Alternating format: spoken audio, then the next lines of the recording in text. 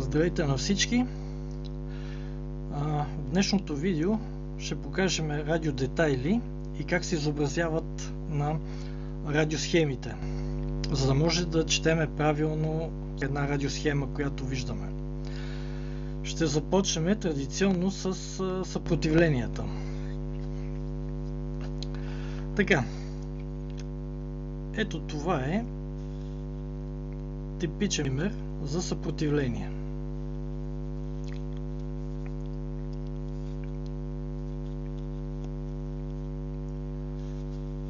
Избрал съм по-голями габарити, за да се вижда хубаво на видеото. Още един пример. Съпротивление. Още един пример. Това също е съпротивление. Сега,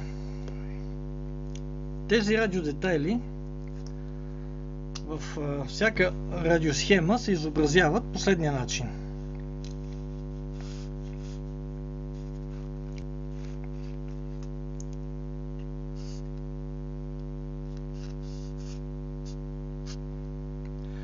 И може би по този начин. Това е знак на съпротивлението на тези детайли.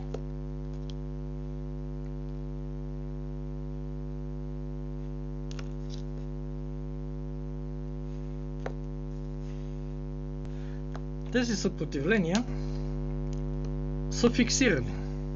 Т.е. те имат точно определено съпротивление, което се измерва обикновено в омове, килоомове, мегаоми. Това специално е 15 ома. На пръв поглед много малко съпротивление.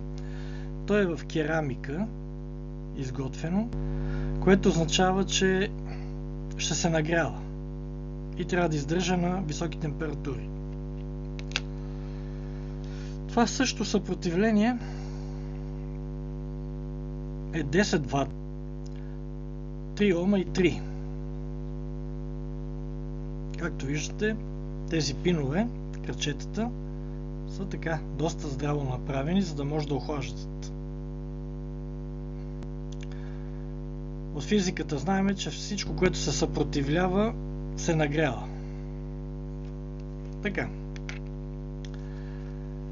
Тези са с по-малки ватове. 2 вата, 22 килоома.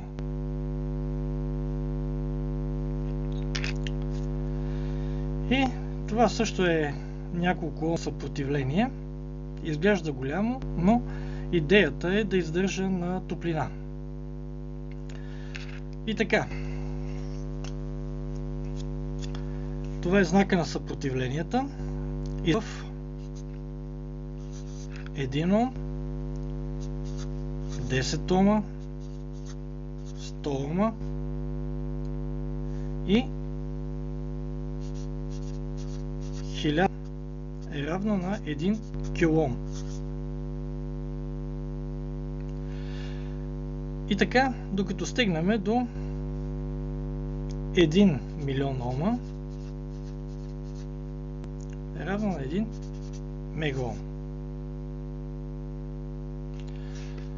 Освен тези фиксирани съпротивления, има и така наречените променливи.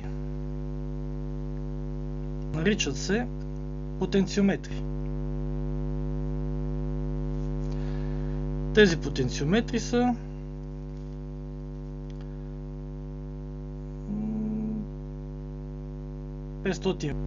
550 килоома. Това е двоен потенциометър. Потенциометърът се изобразява последният начин.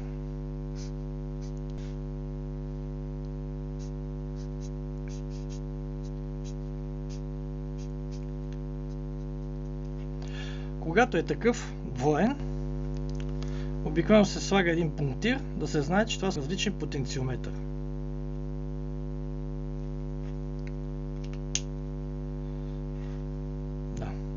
Това е потенциометъра. И с него приключваме показване всички видове съпротивления. Следващия детайл, който много често се среща в радиосхемите, се нарича кондензатор. Изразява последния начин. Имаме две успоредни чертички. Идеята е да покажем, че кондензатора се състои от две пластини, между които има диелектрик. Какво представлява кондензаторът като радиодетайл? Ето ви един.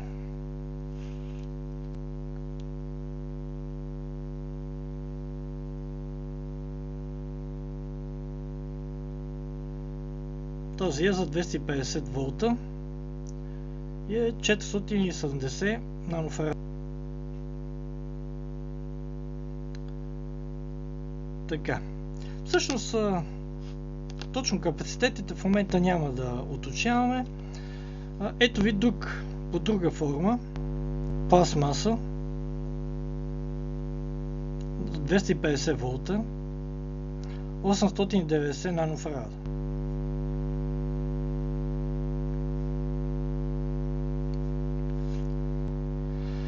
Сега, тези кондензатори обикновено имат различен капацитет и те започват от, да речем, 2-3, да речем 3 пикофарада до 999 пикофарада, което ще означава 1 нанофарад.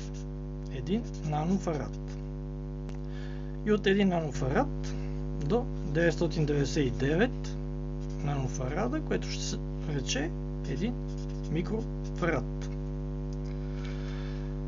Сега, кондензаторите, обикновените кондензатори, много често се използват в радиосхемите, но има и още един вид кондензатори, пикофарадни, които са променливи, т.е. имат променлив капацитет. Те се изобразяват последният начин.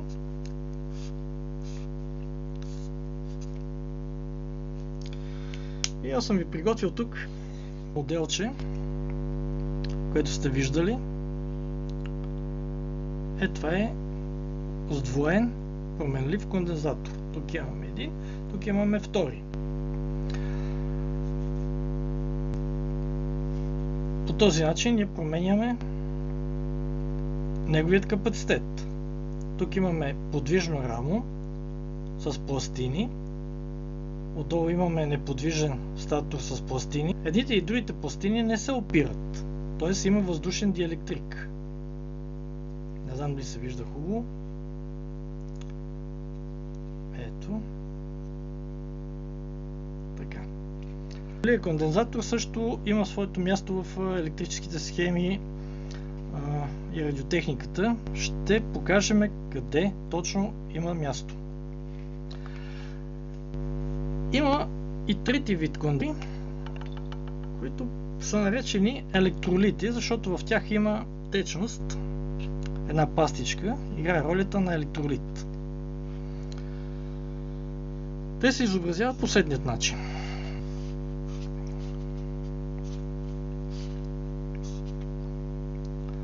Тоест, имаме означаване кой пин е положителен и кой е отрицателен. При тези може и тук да бъде положителен, може да бъде и тук отрицателен. При съпротивленията това също няма значение. Но специално за електролитите има значение. Ето го. Това представлява 150 микрофараден електролит на 400 волт прав ток. Ето го. По това може да го познаете. Това е електролит. И един много по-голям, отново 400 мюфарада на 325 волт. този също е сдвоен. Тоест имаме тук сдвоен електролит, а тук имаме единичен с 2 пина. Така, нека да продължиме с нещо по-важно. Винаги, когато се работи и се поставят някакви такива детайли, се изобразява захранващите букси. Те обикновено се изобразяват по следния начин.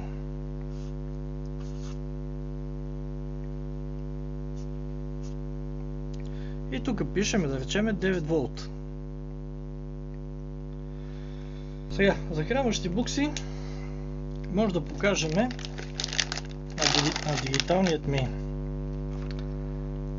осцилоскоп. Ето ги. Тук е минус. Точно обратно, както е на батерията.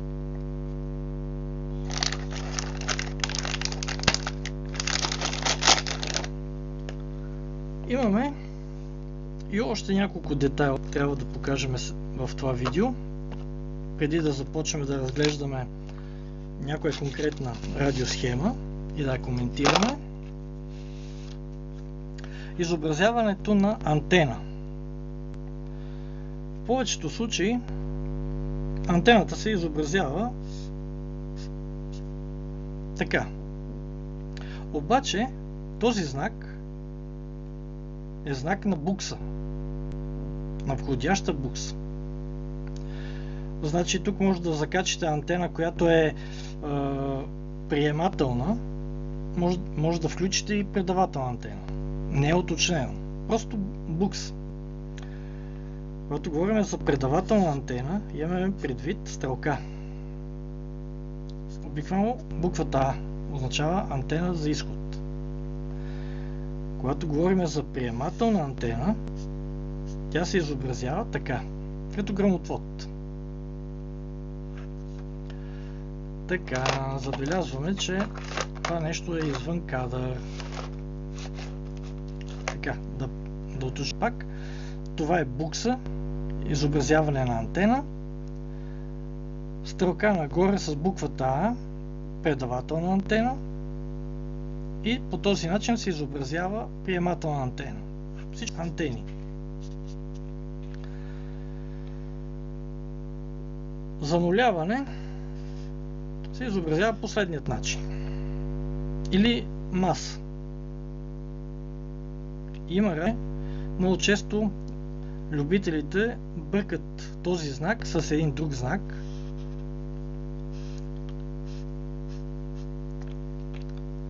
Този е заземяване. Разликата е голяма. Тук ако се замасява и занулява, то отива в нулата в електрическата мрежа. И някъде в тази електрическа мрежа, в вашия дом, вашия апартамент, вашия блок, пристига до заземяване. Самото заземяване обаче е нещо различно.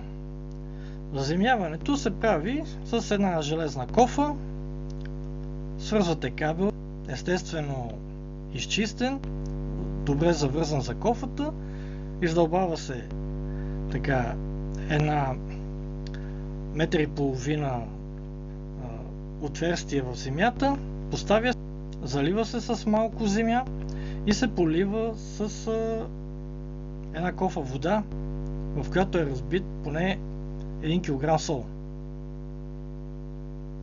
С времето кодасва и по този начин създава добри условия за заземяване.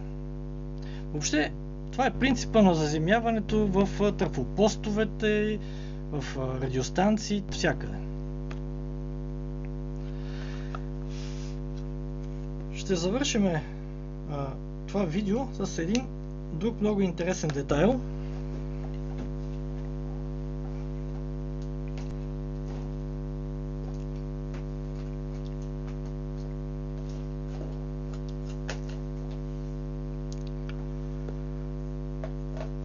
Този детайл също ще работиме с него.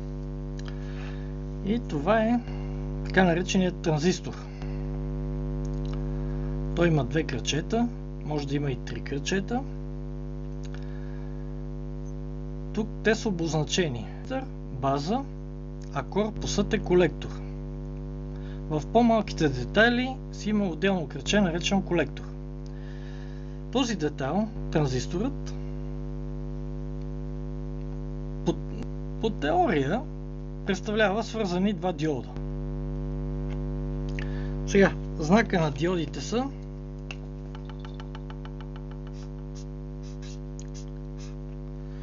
като ние различаваме правителен диод и високочастотен диод. Ще ви ги покажа последствие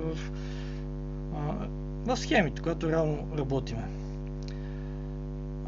Тук обаче, когато говорим за транзистори, имаме два свързани диода, но по малко по-различен начин. Знака на транзисторът е ето този.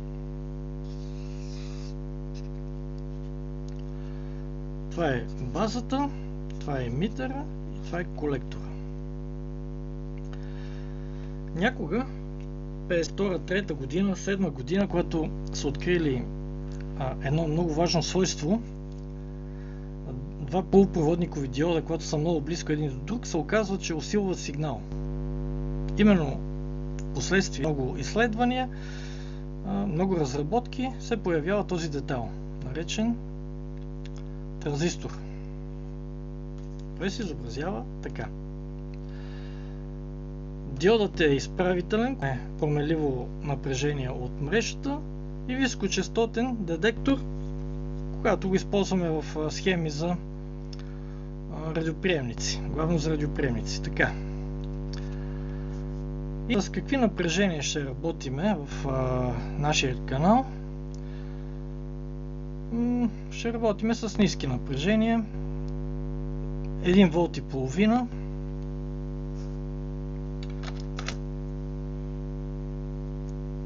Батерийка бутон на 3 волта. Батерийките от 9 волта. Малките акумулатори от 4 волта. 12 волтови акумулаторчета, те са малко по-голями. С това ще работим. Разбира се, ще направим и една високоволтова схема. Абсолютно високоволтова, но тя е необходима. Мисля, преди всичко с тази схема да започнем.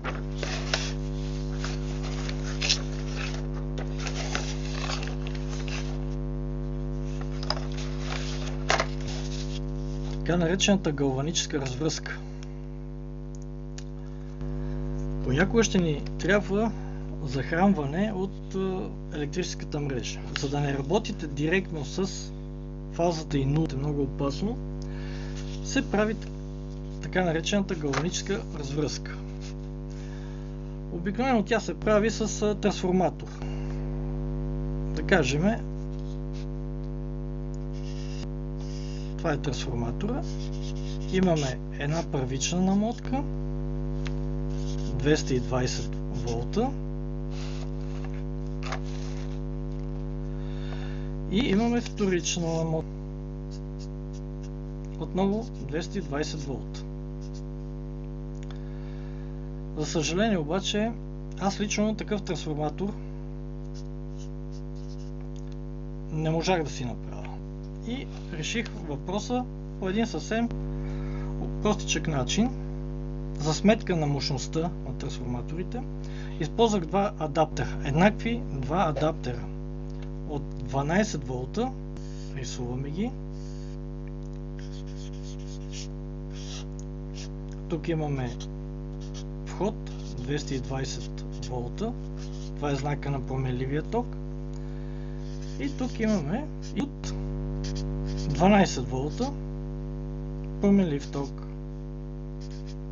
AC, така. Свързах с още един подобен, абсолютно и възможности, адаптер. също на 12 волта.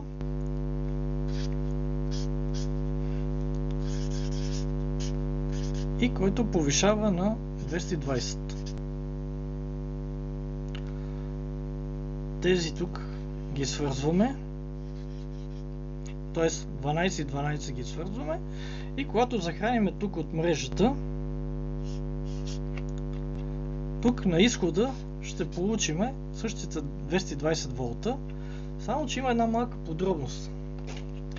При свързването тук винаги ще имаме фаза, тук ще имаме 0, а тук при галваническата развръзка, тук накрая, ще имаме фаза